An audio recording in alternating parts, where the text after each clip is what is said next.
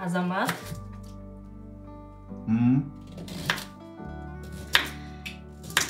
Sen meni suyuyorsun bu?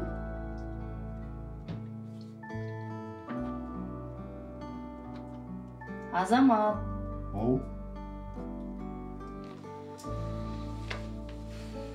Sen beni suyuyorsun bu?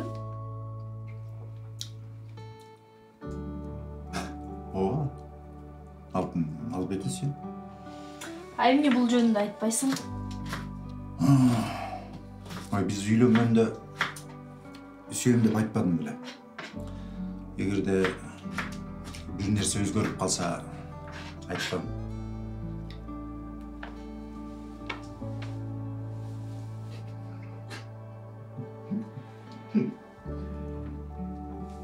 Тамаша.